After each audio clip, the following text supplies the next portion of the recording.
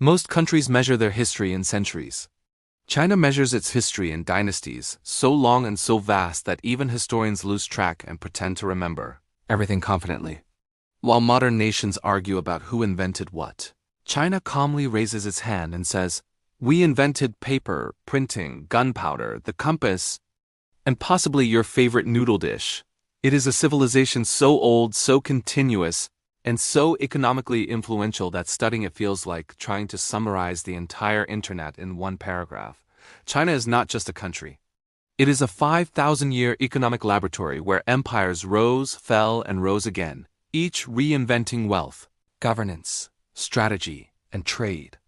It is a place where emperors built walls that can be seen from space, merchants opened trade routes that connected continents, philosophers shaped moral systems that guided billions, and farmers grew rice with engineering precision long before machines existed.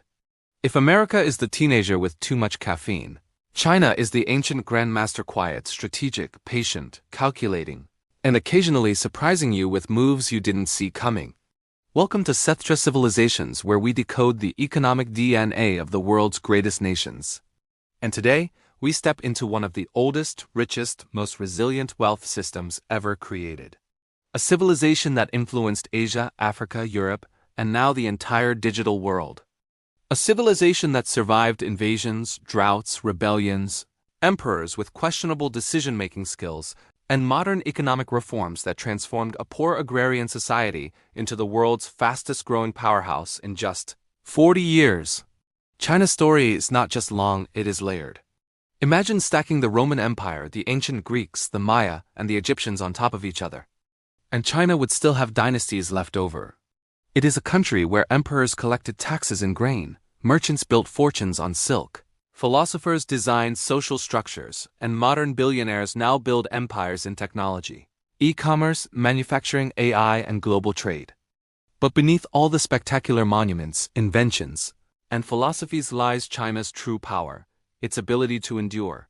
Dynasties collapsed, borders shifted, famines came. Revolutions erupted, colonizers threatened, civil wars broke. But every time the world expected China to fall permanently, it did something remarkable. It rebuilt.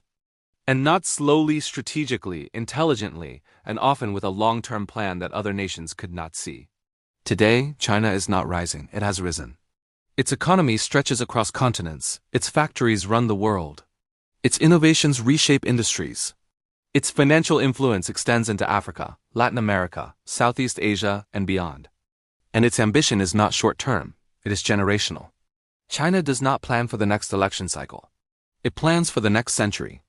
In this episode, we will explore how China built wealth before the West existed, how dynasties engineered economic systems without modern tools, how culture shaped commerce, how the communist era transformed the nation, how market reforms unleashed growth, and how China now stands at the center of global power with challenges, strengths, and ambitions that will define the next 50 years of human history. This is not the China from textbooks. This is the China that built its wealth through strategy, innovation, discipline, networks, relationships, and long-term vision. So let us begin this journey slowly, respectfully, powerfully into the civilization that never truly fell. Part 1. The Past. How China built the longest economic engine in human history. To understand China's past is to walk into a living museum where every dynasty left behind a blueprint, some artistic, some philosophical, some military, and some economic, yet all contributing to a civilization that refused to disappear.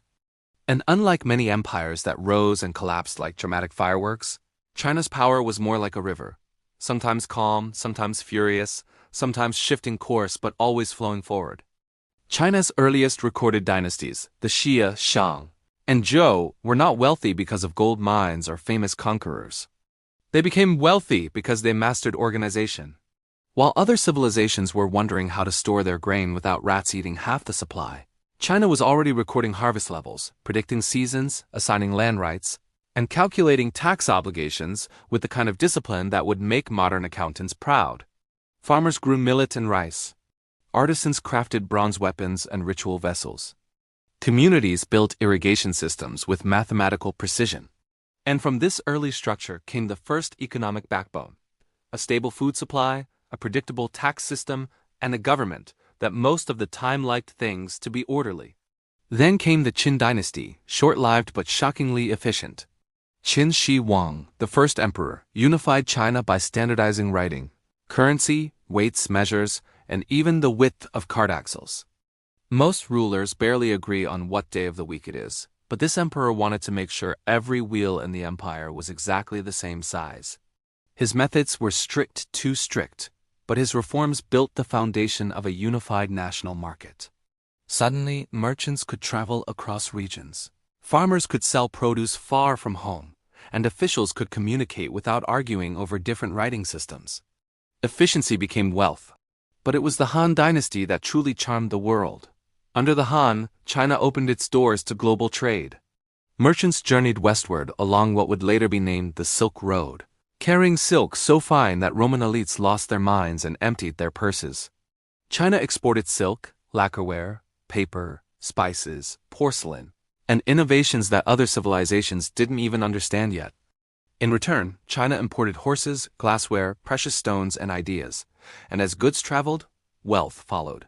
The Han dynasty also introduced the imperial examination system, a merit-based bureaucracy that allowed ordinary citizens, not just nobility, to enter government through education. Imagine an ancient country inventing a giant national exam long before standardized. Testing became the thing that stresses students worldwide. But this system did something revolutionary. It created a government run not by birthright but by educated talent. And that talent helped the empire maintain economic stability for centuries. Then came the Tang dynasty, often referred to as China's golden age of civilization, so wealthy, so cosmopolitan, so artistically vibrant that foreign travelers wrote about it with awe, envy, and a bit of dramatic exaggeration. Chang'an, the capital, was the largest city in the world. Traders from Persia, India, Arabia, Korea, and Japan walked the streets. Markets overflowed with silk, perfumes, tea, gold, silver, books, and exotic animals. Poets wrote verses about wine, moonlight, and the economy. Yes, even poets in China sometimes cared about money. The Tang era was a masterclass in economic diversity. China exported luxury goods but also manufactured everyday necessities. It developed one of the earliest forms of paper money, an innovation centuries ahead of Europe. And its openness to the world created a global economic network that modern economists still admire. The Song dynasty, however, took innovation to another level. If the Tang was a golden age, the Song was a technological revolution. The Song dynasty produced the first known printed books, advanced ships, compasses for navigation, improved irrigation systems, and some of the earliest financial instruments in the world. Cities boomed, commerce expanded. Restaurants, tea houses, and shops flourished. Some historians call Song China the world's first true market economy, and honestly, with its innovation and entrepreneurship, the Song dynasty would have fit perfectly into Silicon Valley, except people would be wearing silk robes instead of hoodies. But for all its brilliance, China's path was not without storms. Mongol invasions under Kublai Khan led to the Yuan dynasty. Foreign rule challenged Chinese traditions, but it also integrated new trade routes across Eurasia. The Mongols didn't just conquer, they connected. Through their empire, goods and ideas flowed faster than ever before. Then came the Ming dynasty, which sought to restore Chinese governance and launched massive maritime explorations under Admiral Zheng He voyages so grand that they dwarf anything Europe did at the time. Chinese fleets reached Southeast Asia, India, the Middle East, and East Africa with ships so large they made European vessels look like enthusiastic canoes. And yet, after these voyages, China turned inward. The Ming government tightened control, limited foreign influence, and focused on internal development. Some say this decision slowed China's global influence. Others say it preserved cultural identity. Both may be true. But internally, the economy remained strong through agriculture, craftsmanship, porcelain production, and trade with those who came knocking. Then came the Qing dynasty, which expanded China's territory to its largest historical borders. The early Qing era was prosperous, with booming agriculture, manufacturing, and trade. Porcelain became one of the world's most desired luxury goods. Tea became a global obsession. Chinese silk, and eventually Chinese silver flowed across oceans. But wealth can attract danger. By the 1800s, Western imperial powers arrived. demanding trade access, resources, and influence. The Opium Wars, unequal treaties, internal rebellions, and military defeats weakened China. The once mighty empire began to fracture. For the first time in centuries, China faced a future it could not predict, a future shaped by foreign intervention, poverty, and political upheaval. But history has a curious rhythm. Just when China seemed broken beyond repair, it did what China has always done. It adapted, it reorganized. It prepared for rebirth. The fall of the Qing led to the Republic era, and the Republic era, after decades of conflict, gave way to the founding of the People's Republic of China in 1949. And from here, the modern story begins, the story of how China transformed itself from one of the poorest nations on Earth into the world's fastest-growing economy. But that is the landscape of the present, and we are about to walk into it. Part 2: The Present, China Today, the Factory, the Marketplace, the Innovator, and the Ambition of a Century. To understand China today is to witness a civilization performing the fastest economic comeback in human history. A nation that once struggled with famine, isolation, and poverty now stands as the second largest economy on Earth. Some say the first in purchasing power and a global force influencing everything from smartphones and solar panels to AI research and international trade. While other countries argue about how to stimulate growth, China somehow wakes up, builds a skyline in 3 years, constructs a railway in 1 year, and tests an idea in 6 months. It moves at a pace that makes even fast economies say, "Slow down, bro, give us a chance to catch up." Modern China is not just an economy. It is an ecosystem, a giant living machine that operates with layers of ambition, discipline, infrastructure, and national strategy. And at the heart of this machine is something deeply cultural: the belief that prosperity is built collectively, not individually. While American capitalism feels like each person builds their own rocket, Chinese growth feels more like 1 billion people rowing in the same direction, with good coordination and surprisingly few arguments about the rhythm. China's transformation began in 1978 when Deng Xiaoping famously and subtly decided that poverty was not a good long-term economic plan. His solution? Let some people get rich first, and suddenly an entire civilization shifted gears. Fields were freed. Markets opened. Special economic zones were created. Millions left farms for factories.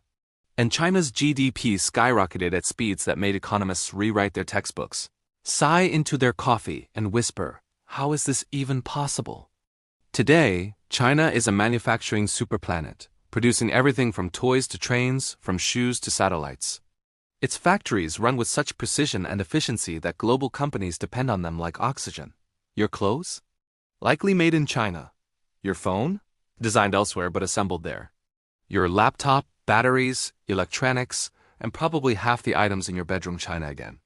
Supply chains became so tightly woven into China that even when countries argued politically, they still needed the factories.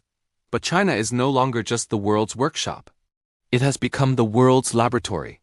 Its technology giants, Alibaba, Tencent, Huawei, Xiaomi, BYD, ByteDance compete in e-commerce, fintech, AI, electric vehicles, and digital ecosystems at scale levels the West did not expect. In some industries, China skipped stages entirely. While other countries argued about adopting 4G, China built 5G towers everywhere, sometimes faster than trees grow. Then there is transportation. China's high-speed rail network is so large and so comfortable that tourists wonder why. Their own countries still use trains that shake like washing machines. Inside China, you can travel thousands of kilometers in a few hours, eat a meal, scroll your phone, and forget you're crossing a continent. But the true symbol of China's present power is not its speed, it is its scale. A country with 1.4 billion people does not simply adopt trends, it creates markets big enough to reshape global industries. A small policy shift in Beijing can affect steel prices in Africa, currency markets in Europe, and semiconductor strategies in California. China's influence is not subtle. It is structural. And then we have the Belt and Road Initiative, a modern reimagining of the ancient Silk Road. Through massive investments in rail, ports, energy, and digital infrastructure across Asia, Africa, and beyond, China is building a network of trade and influence that quietly expands its economic footprint. Critics call it geopolitics. Supporters call it development. Economists call it long-term strategy.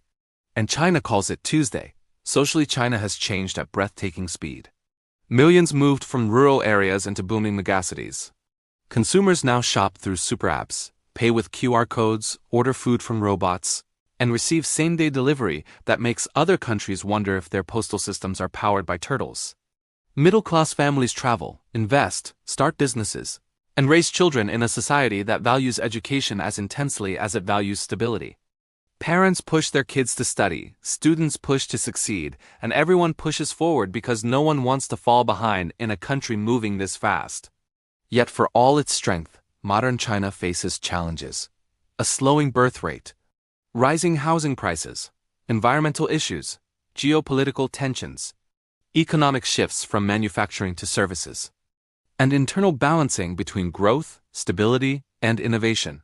But unlike many countries that panic in uncertainty, China plans. It drafts 5-year plans, 10-year visions, and 30-year strategies. Some nations dream in short-term cycles. China dreams in generations. And this is where the story becomes fascinating. China's present is not the peak of its journey, it is the midpoint. The bridge. The transition. The warm-up act for a future it is already building.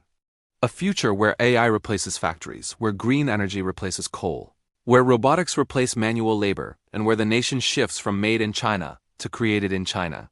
To look at China today is to see a civilization that has mastered adaptation. A place where failure is temporary, resilience is cultural, and ambition is collective.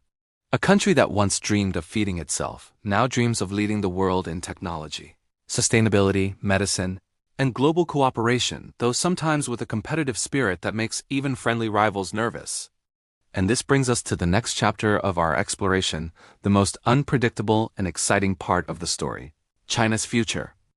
Part 3: The Future, China's Next 50 Years Ambition. Innovation, risk, reinvention. Predicting China's future is like predicting the weather on a planet with its own atmosphere.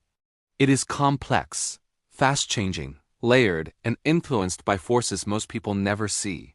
China is not simply a country maneuvering through the next decade, it is a civilization calculating moves 20, 30, even 100 years ahead. While some nations argue over tomorrow's headlines, China quietly plans for the next generation, sometimes with such long-term patience that outsiders mistake it for silence. And yet the world watches China closely.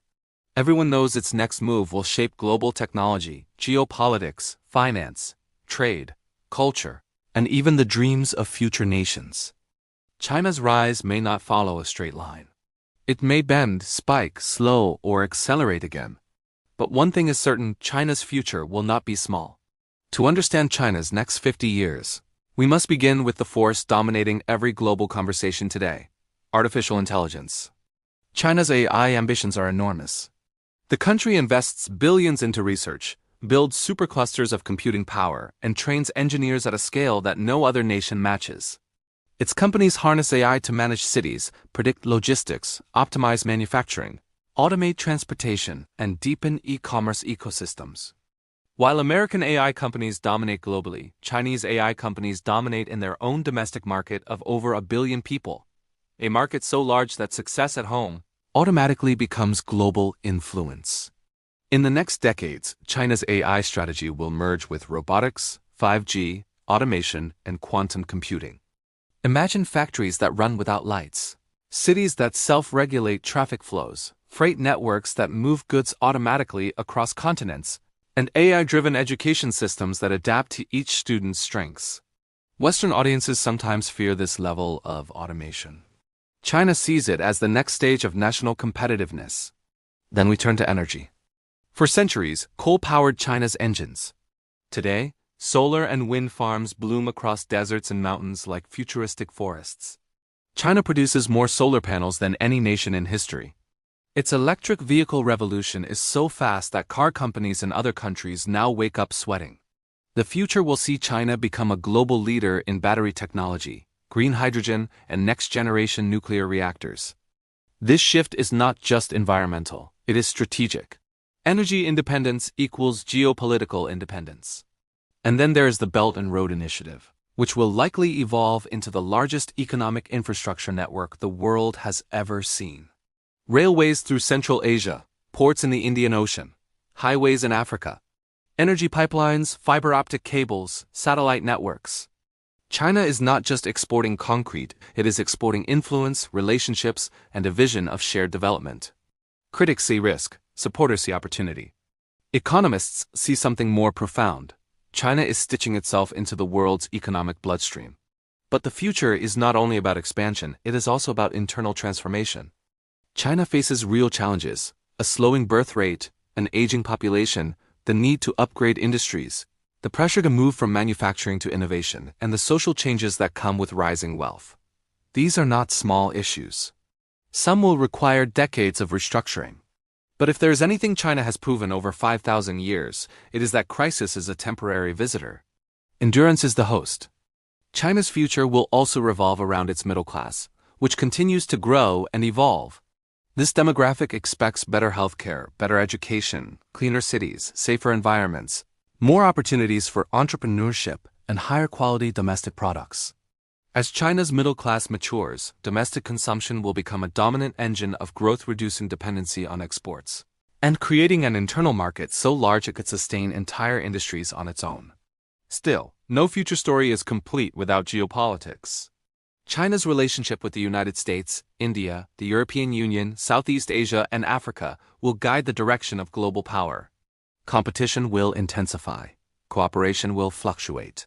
Both conflict and opportunity will exist side by side. But China's strength lies in its adaptability. It negotiates when necessary, asserts when needed, and retreats when strategic. The world may see friction, but long-term stability remains China's goal. And above all, China's future will be shaped by something more subtle, more cultural, and more powerful than technology or trade: the Chinese mindset. A mindset built on patience, collective progress, discipline, education, hard work, and the belief that prosperity is created over time, not seized in a moment. A mindset willing to sacrifice the short term for long-term gains. A mindset unafraid of starting over when the world changes. A mindset shaped by 5,000 years of lessons, victories, failures, dynasties, reforms, philosophies, and relentless reinvention. China's future will not be smooth. No great nation's future ever is. There will be economic slowdowns, political pressures, global tensions, and internal adjustments.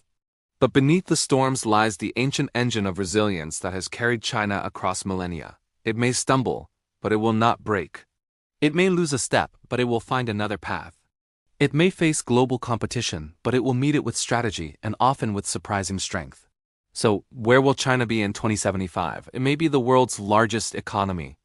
It may be a technological superpower leading AI, quantum, robotics, and clean energy. It may be the center of Asian trade and global supply chains. It may be an aging but highly automated society. It may be a nation balancing its heritage with its future. Or it may be something entirely unexpected because China's greatest skill is evolving into whatever the moment demands. What is certain is this: China's future will influence every business, every economy, every technology, and every civilization on Earth. Not because China demands it, but because China creates systems so large and so efficient that the world naturally adjusts around them. And now we move to the final chapter of our journey. And now we reach the final chapter of this extraordinary journey. A journey that began 5,000 years ago with farmers, artisans, scribes, and emperors. And now stands at the front of the global stage with engineers, entrepreneurs, innovators, scientists, and the largest middle class the world has ever seen. China's story is not simply long, it is layered, textured, disciplined, unpredictable, and astonishingly resilient. Few civilizations have traveled such a path, from ancient kingdoms to modern skyscrapers, from silk caravans to shipping superports, from paper money to digital payments, from philosophy scrolls to quantum laboratories. What makes China unique is not just its history, but its consistency. Dynasties collapsed, yet civilizations continued. Borders shifted, yet culture survived. Challenges struck, yet society adapted. China is like bamboo, flexible enough to bend, strong enough to withstand storms, and patient enough to grow quietly until one day it towers above everything around it. And perhaps this is the lesson China offers the world. Strength is not loud. Endurance is not dramatic. Real power survives time. As we reflect on China's wealth journey, we realize something profound. China did not become powerful because it avoided hardship. It became powerful because it learned from hardship. Famines shaped innovation. Invasions shaped unity. Poverty shaped ambition. Isolation shaped self-reliance. And modern competition shaped global vision. Every difficulty became a lesson. Every setback became a strategy. Every challenge became a chapter in a much longer story. And this is the same lesson for individuals today. Your past doesn't limit you. Your failures don't define you. Your current situation isn't the final version of your life. China teaches us that reinvention is possible at any age, any stage, any moment, and that the future belongs to those who dare to build when others hesitate. But China also teaches us something else. Wealth is not luck. It is structure. Systems matter. Mindsets matter. Education matters. Planning matters. Cooperation matters. Long-term vision matters more than short-term excitement. Whether building a nation or building a life, the principles remain the same. As we close this episode, take a moment to appreciate the magnitude of what we've explored. The rise and fall of dynasties. The birth of inventions that changed humanity.